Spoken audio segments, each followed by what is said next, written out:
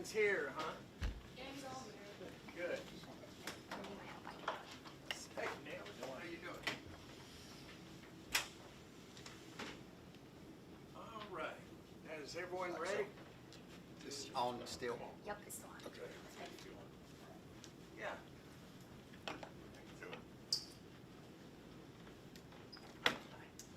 Everybody ready? Yep, I think so. Okay. My name is Robert Broussard. I'm the district attorney here in Madison County. And as you all know, we have conducted an investigation in the incident at Deshler High School.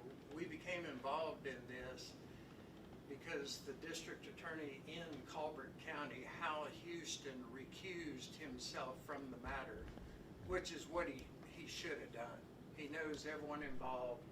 Anytime in this business, if you have an investigation or a prosecution and you're too close to it, the proper thing is to recuse yourself from it. As a result of that, Attorney General Steve Marshall appointed my office to conduct the investigation. We've been involved in this in a little over a month, and the manpower that we put towards this investigation was Chief Deputy Tim Gann heading up the case, and the investigators we put on it is Chief Investigator Jim Cook and Investigator Chad Harbin to look into the matter.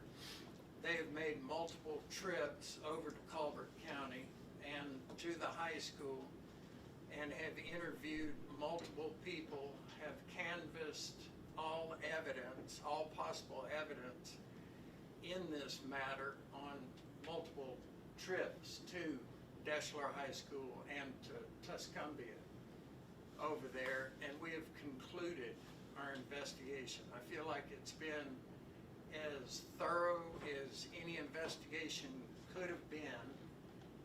And I'm going to let Tim Gann come up here in a second and talk to you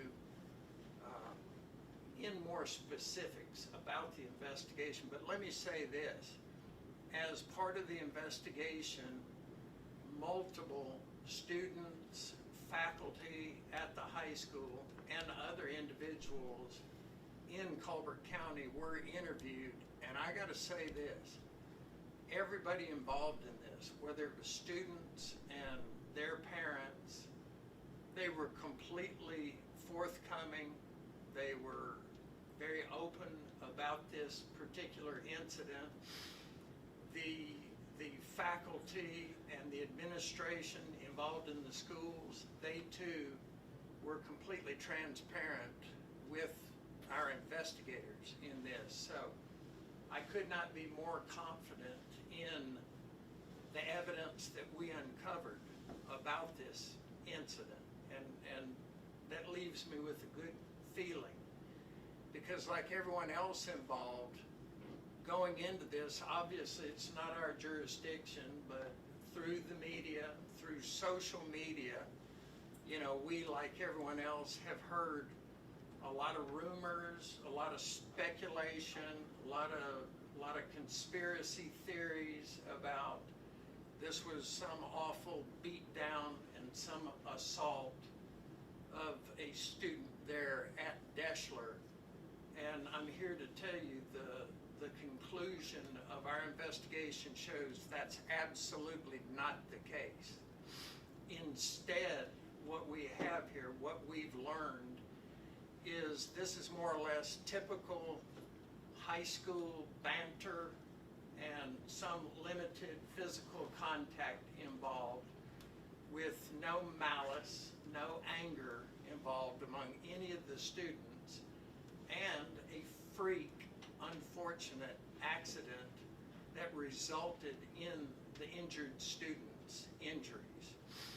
When we look through it, and we're not going to mention any names of people that we talked to, mainly because they're juveniles. Everything involved in this are juveniles as far as the active participants. But when we look at it, it's one of those deals where you think this is everyone here has been through school. Everyone knows what goes on at school, folks cutting up, carrying on. And as I said, it was a freak accident that resulted in serious injury on the injured student.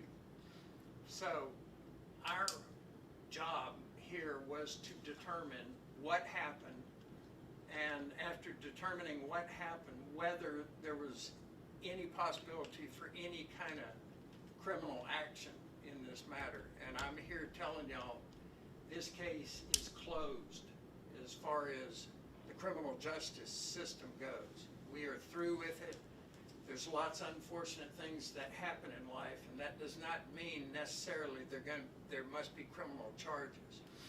And we uncovered no evidence that would support any kind of criminal charges in this matter. So this will conclude this case as far as any possibility of criminal action. What I'd like to do is have my Chief Deputy, Tim Gann, come up and walk you through in a little more detail of what the investigation revealed. Tim? Yeah. During the investigation, our investigators conducted somewhere along the lines of about 17 interviews.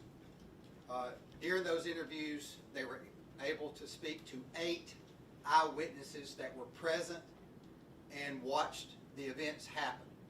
And so what I'm going to do is kind of walk through what the witnesses told our investigators, and I have some photographs up here that hopefully will give everybody some reference to what I'm talking about. Phil, if you don't care, click on the first one. What we uncovered, we have the student that was injured, and we have one student of interest based on the information that we got. They are, by all accounts, friendly with one another. They're not close friends, but they've never had any issues one way or the other. There was no beef. There was no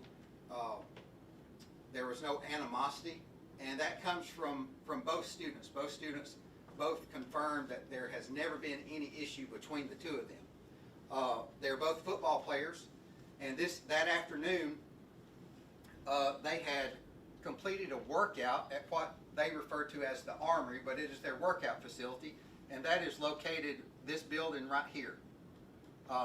Traditionally, they work out for about 30 to 35 minutes.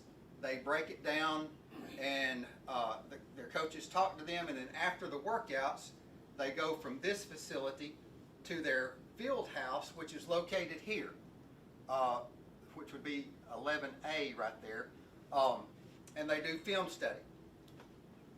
This day they broke it down, and they're leaving this area right here in just groups. They're walking from here basically to there, and there is a sidewalk right here, this area right here. So when they come out, they hit this sidewalk, come down here, and make a turn right here and walk across to this facility. That's where they're heading. Okay, Phil, go ahead. What I'm talking about, this is the workout facility. Looking back toward it, this is the sidewalk they're walking on right here. This is the football field, and you can't see it on screen, but right about here would be the field house where they're headed to do film study. Okay, Phil. This is looking back the other way. This is the landing and the stairs where it leads down to the road across the street to the field house. Okay, Phil. This area right here is where the incident happened.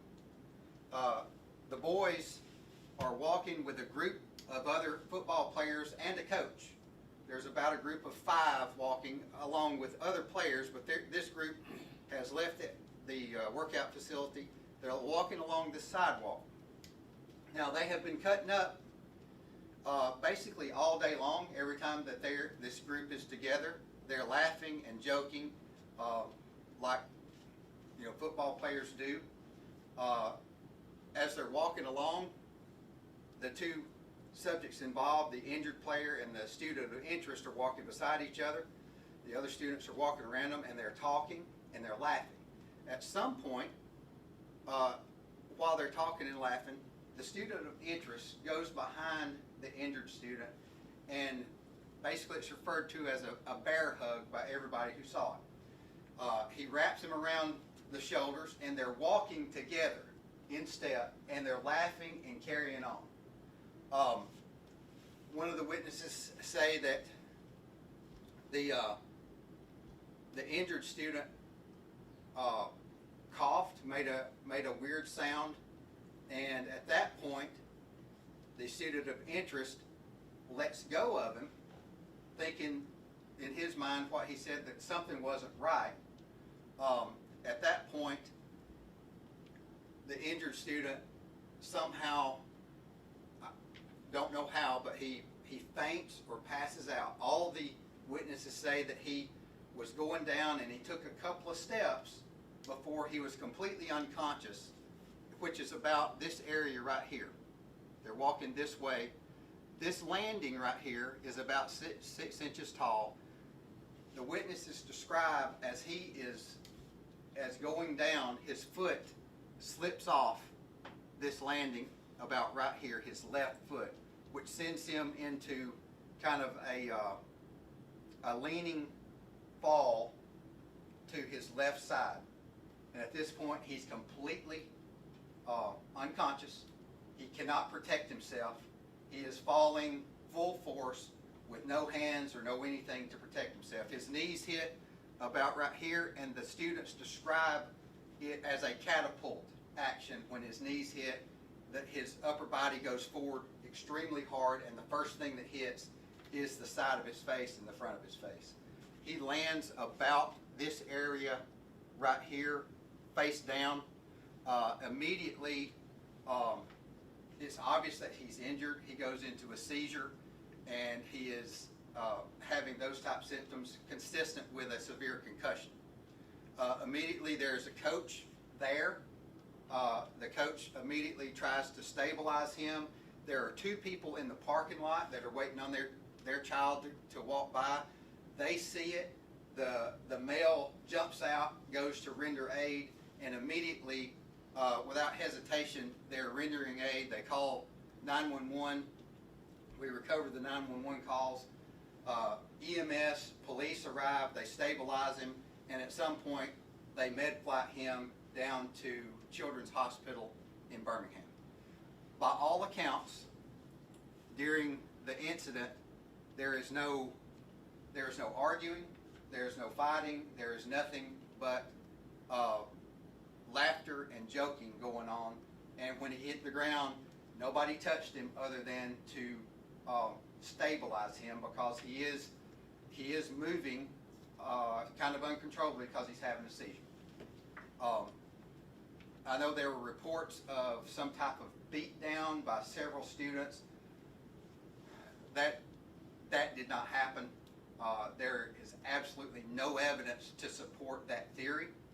The only evidence is that for whatever reason, and it's just speculation on our part, I don't know why he fainted. I know it was right after a workout, so that could have had an effect on it, but there's no way to really know why he fainted, but we all know that he did. And really, we can't say that it had anything to do with what the student of interest was doing, because by all accounts, they're laughing and joking. Once he was med-flighted, he was taken down to Children's Hospital, and he is continuing treatment down there. At that point, students started writing statements from the school.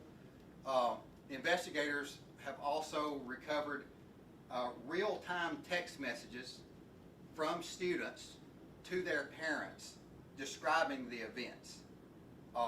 And those were provided to the investigators as they asked for them. Every single eyewitness describes these events in exactly the same way, just from a different perspective. And while they're doing interviews, parents are cooperative.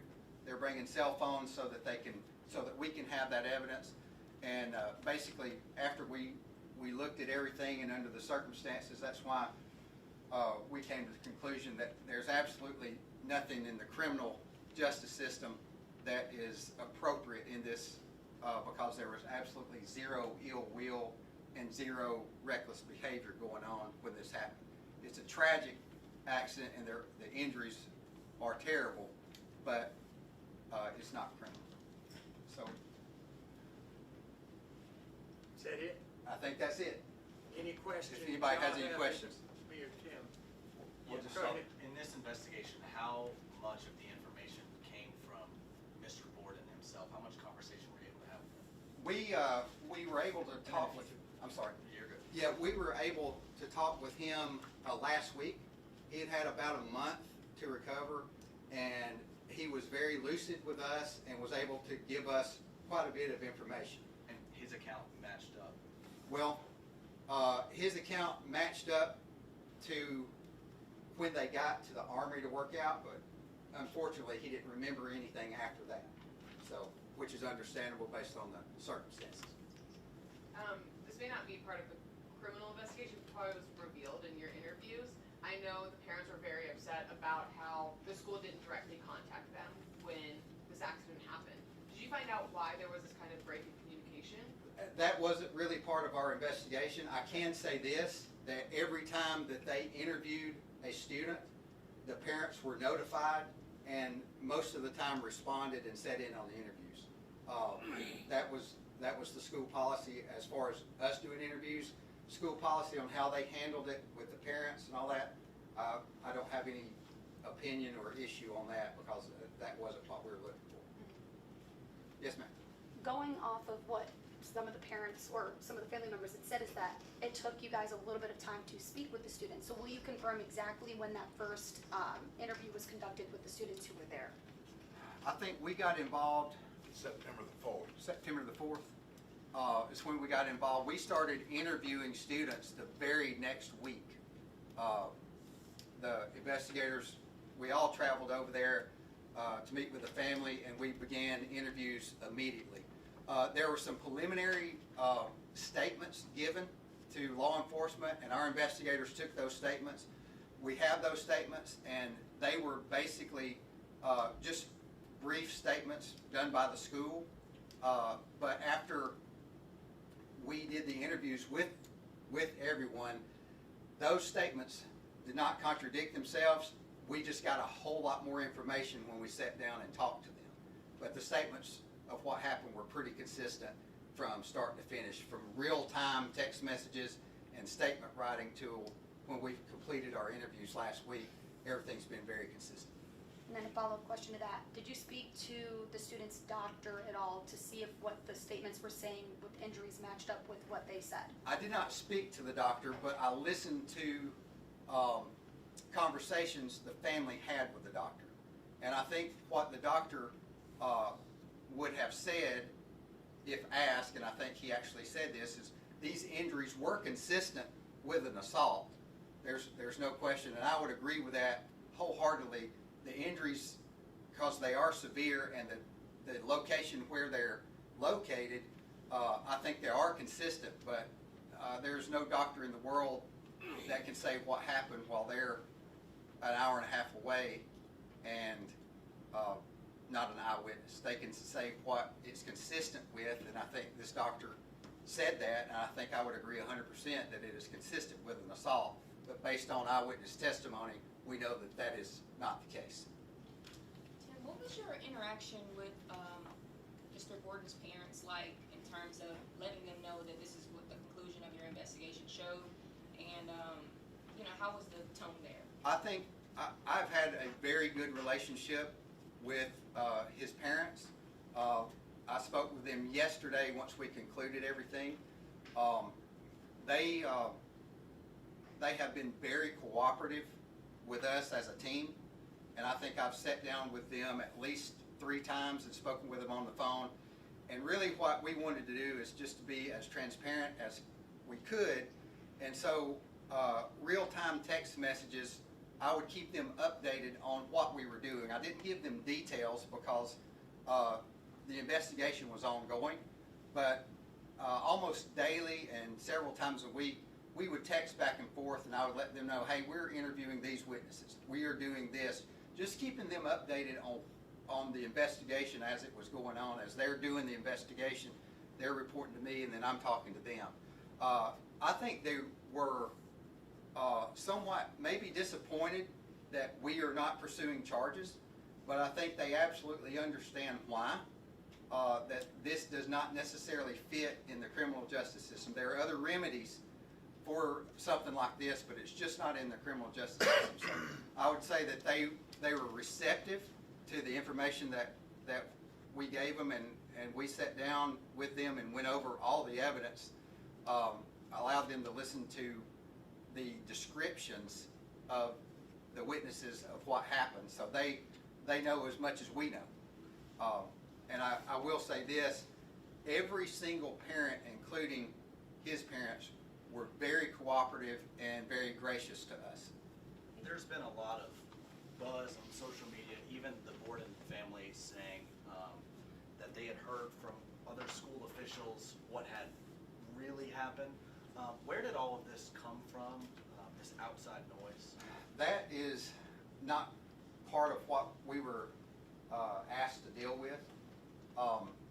We did do a lot of rumor control. That was part of what I was doing while they're actually doing the nuts and bolts. I'm trying to do rumor control, and as we would get tips in, I would follow up on those. And so I don't know how the social media, I guess, frenzy, I don't know how that happened, and luckily we weren't tasked to figure out why that happened. You said you'd get tips in. How did you guys kind of vet those tips? Because I can imagine there would be some that were from way different stories. Anybody that said they actually saw something, we followed up. Not what people heard or what they think, but someone who said, hey, I saw X, Y, and Z, those were followed up on. And Yeah, let me, I'll just turn it Yeah. that way. let me say this though, I mean, it's clear to everyone that this was an extremely unfortunate accident, but I think a subplot here, not in any way to minimize that a student was injured, the subplot here, in my way of thinking, are the perils of social media. Because you look at this, and my partner, Gan, said it was a frenzy, and it was a frenzy. And you look at it and you think, these are perilous times we live because of social media. This wouldn't have happened 20 years ago, where there's something going and the process would have taken out. There's been frustration with us. Why did it take a month? Well, we're thorough, and we deal in the world of evidence, not in the world of rumors and social media and sensational kind of chatter out there. So you look at that aspect of it, and it really ought to be sobering to people. And I'll give you an example. There was another student in the high school who was in the process of getting a scholarship with a college, and somebody called that college and told the college that student was part of the beatdown on another student, and that university called this office to ask about that, because we're about to give this guy a scholarship. Is he some thug? He wasn't even present. So when I see that, as horrible as an accident is, man, there's a lot of collateral damage that people ought to just back up a little bit and think about what they're doing when they get on the keyboard and they're weighing in. Because we got to the truth, and we got to the truth because of these two investigators right here. And they do it, like I say, we don't live in the world of rumors or speculation. We live in the world of evidence, and when we get to the truth, we're satisfied, and it is what it is. But that's a definite subplot of social media, so watch out. Just speaking on that frenzy, during the talk you said that you heard from some people that they said there was some kind of beatdown, some kind of fight. Can you confirm that those were not eyewitness statements? absolutely, they were not eyewitness statements. That was complete rumor. We spoke to, 8 eyewitnesses, some of them parents. If you want. Oh, I'm sorry. We spoke to 8 eyewitnesses. The football players that were there was a coach present, and then there were 2 civilians who were just standing in the parking lot or sitting in the parking lot, and they saw the entire event. And it's like there's the thought of a beatdown never crossed their mind, because they're actually watching it happen and reacting to this horrible injury. Where the beatdown came from, I have no idea, but there is absolutely no evidence to support that. You said they were cutting up. Do you know what they were cutting up about, or does it even matter? It doesn't even really matter. It was basically just boys joking on each other, as teenage boys do. That's the best way I can describe it. Would you guys, as the investigators, want to say anything about how you think the case went, or any type of I thought the case went very well. Over here, big man. Yeah, I do think the case went very well in regards to the cooperation that we had with everybody involved, the people of the town, the coaches, the admin, the witness parents. It was perfect, and I feel good about that, if nothing else. Okay? Thank you. Thank you. Anything else? All right. Appreciate We it. appreciate it.